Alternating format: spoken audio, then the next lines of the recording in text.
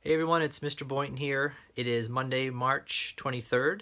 This is our second touch base video for everybody. I hope everyone's doing well and had a good weekend.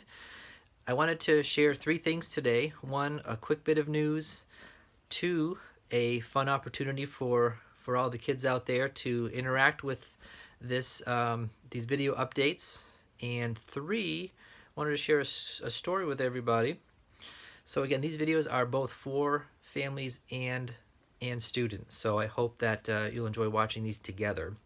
So first, a quick update. So Berlin Elementary School is one of the sites for childcare for essential workers. One of the things regarding the state's decision on what we are going to continue to provide is that setting up childcare for essential employees. That includes healthcare professionals, law enforcement, emergency management personnel, and actually folks that work in like supermarkets. So we are a site for essential childcare because we are close to the hospital, and it would allow anybody that works at the hospital, for example, to have a place for their children to go. We are going to be using one of the pre-K rooms and the gym because there's a pre-K program and then an elementary up to grade 8 program. We are limiting use of the building, so folks will have to enter in side doors and back doors. The goal is to not have a lot of traffic throughout the building. So that's just a quick update of something that's going on at the school. And we are proud to be able to help provide this opportunity to our essential employees, and we thank them very much for the work that they are doing. All right, one of the things that I wanted to do with these videos is to provide a fun interactive opportunity for students. So I have something that I'd like to try. So throughout these weeks that we are home and doing things at home with our families and with some of the schoolwork that you have to do, I would like to welcome you to share any photos or even very, very small video clips of things that you might be doing with your family, with your siblings, regarding anything that might be fun or interesting. It might be you showing yourself doing some of the activities that your teachers provided, or maybe something that is fun, new, and different that you do with your family, maybe that you do independently, maybe that you do with a sibling. So with your parents' permission, you can take a picture of what you're doing, maybe a quick video clip that's small enough to send via email to me, and what you'll have to do is have a parent or family member, an adult, send it to my email, and I will incorporate it into the next video, so you can kind of get a little bit of a showcase of some of the things that you're doing at home, and I'll give you a shout out. So snap a few pictures throughout these next few weeks, send them my way. Include your name, your grade, and a little description of what you're doing, and I will incorporate it into the next video, and everybody can see what's going on out there. So I hope that sounds like fun, and that'll be really cool. But that email has to come from your parents with permission to be able to put these in the next or upcoming videos. So hopefully that'll be really cool. All right, today I wanted to read to you a story, actually. This is a book that belongs to my daughter, and she loves reptiles. So this book is a book that can appeal to any age person. So this isn't just a children's book for first or second graders. This is a book for all graders and even adults. So I chose this one to start with because it's a really great book, but you can all enjoy it as a family and learn something new. So let's get to it. All right, so the story we're going to do today is called Joan Proctor, Dragon Doctor, the woman who loved reptiles. So March is Women's History Month, and I thought this would be a great story to read. So I hope that everybody enjoys listening to this book together. This story belongs to my daughter who loves reptiles, and We'll get to that in a little bit more in a bit, but Joan Proctor, Dragon Doctor, The Woman Who Loved Reptiles. This is written by Patricia Valdez and illustrated by Felicita Sala.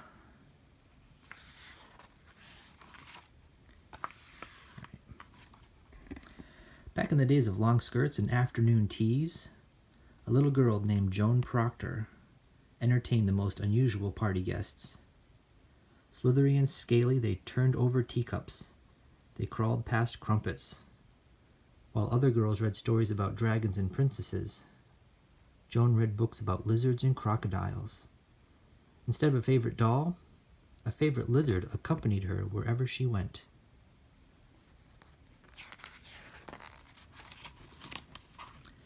Each day after school, Joan retreated to her bedroom, where she studied lizards, snakes, and turtles.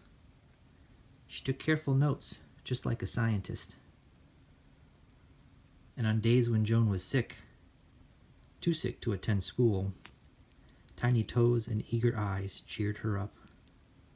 The reptiles were quiet and watchful, just like Joan.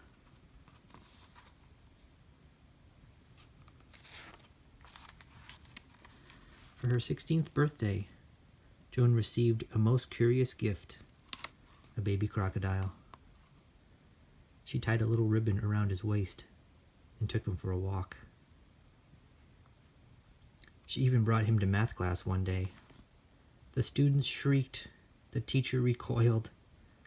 Apparently, crocodiles were not welcome at school.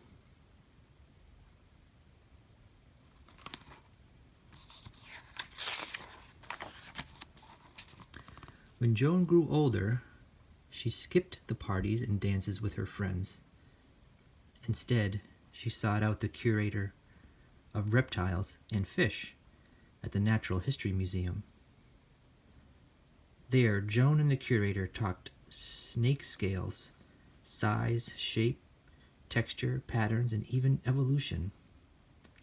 Sometimes Joan smuggled in her crocodile, to the delight of the curator. He knew right away that Joan was special.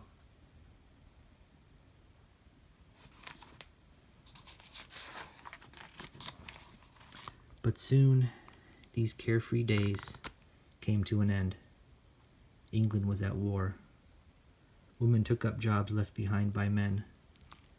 The curator found himself short-staffed at the museum, so he hired Joan as his assistant. Joan flourished at the Natural History Museum. As a scientist, she surveyed the museum's vast collection of published research papers on pit vipers and pancake tortoises. As an artist, she created exquisite models and drawings for the reptile exhibits. When the curator retired, Joan took over. Men returning from war were surprised to find a woman in charge. But times were changing, and Joan was leading the way.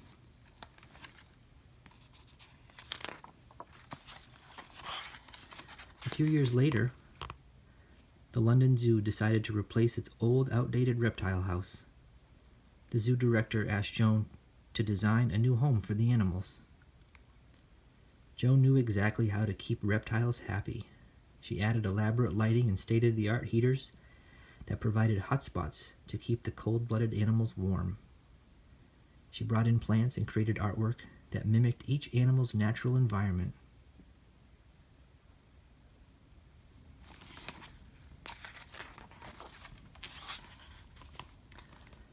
Joan took extra care designing one enclosure in particular. By this time, stories had emerged of a fierce man-eating lizard with a long forked tongue living on a faraway Indonesian island of Komodo. It was rumored to be 30 feet long, faster than a motor car, stronger than an ox. They called it the Komodo dragon. The stories didn't frighten Joan. She dreamed of studying the dragons up close. On opening day of the new reptile house, visitors packed the zoo. They gawked at the geckos. They peered at the pythons. They marveled at the monitors.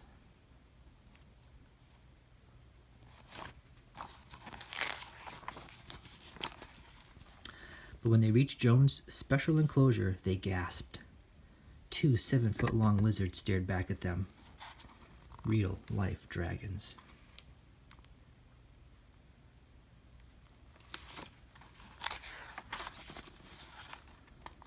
Although the visitors were thrilled, Joan was concerned. One of the Komodo dragons, Simbawa, did not look well. To the shock of the zoo guests, Joan entered the enclosure. She moved Simbawa to the reptile clinic with the help of 6 nervous keepers. The dragon let Joan clean a sore in his mouth with no fuss at all. In fact, he thanked Joan by licking her face. Joan thought Simbawa was brave. The keepers thought Joan was brave.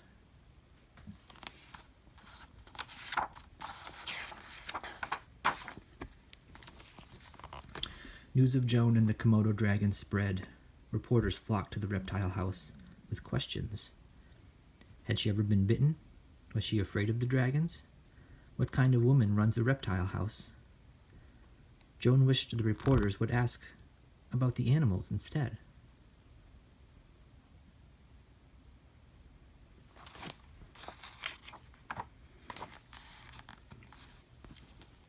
Joan cared for each and every creature in the reptile house.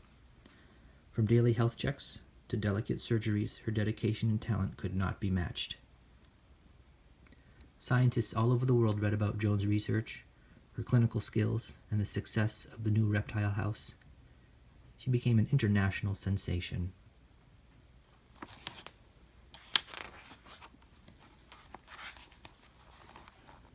The Zoological Society of London invited Joan to present her Komodo dragon research at a scientific meeting. As Joan took the stage, she wheeled out Simbawa, sitting freely atop a large table. The audience squirmed in their seats. Joan stroked Simbawa's head and fed him a pigeon. He ate it in one gulp.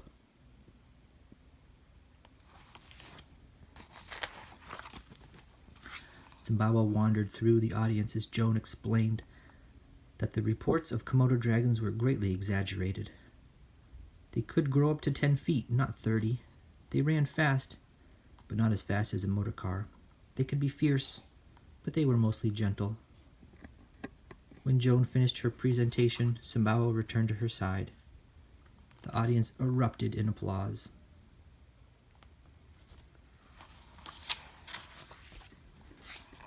Joan's passion for reptiles never waned. For the rest of her life, she could be found walking or riding through the zoo with Simbawa by her side.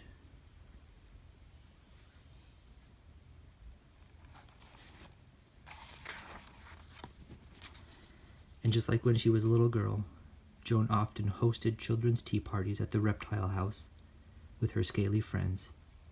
Simbawa was the guest of honor.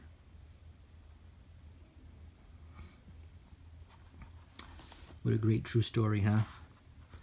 This book also talks about the history of her. She was born in 1897, died in 1931. And all the facts on this last page here match exactly to the story that we just read. And here she is with her first, her crocodile. And it is true that she brought it to school. She was 16 when she got that crocodile.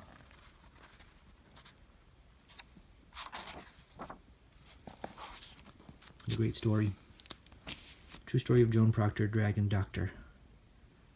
Hope you liked it.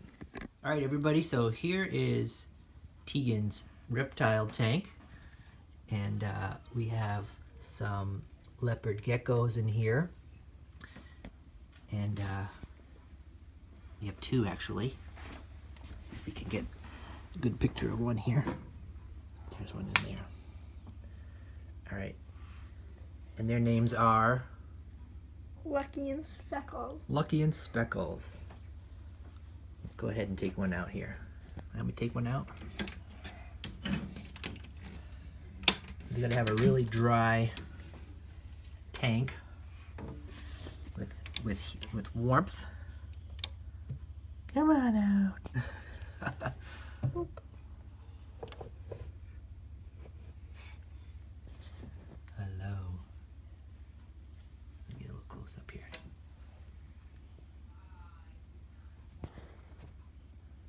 This one is Speckles. Speckles. And they eat crickets and mealworms. Hi.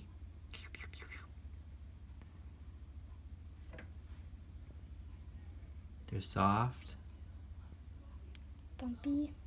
bumpy.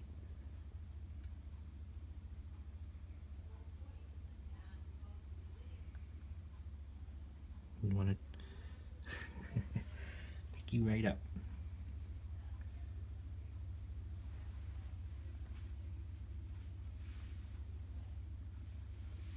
They shed their skin and they have that's okay. Big tails. Where you going? Oh, she sees the crickets. All right, we'll put it back in.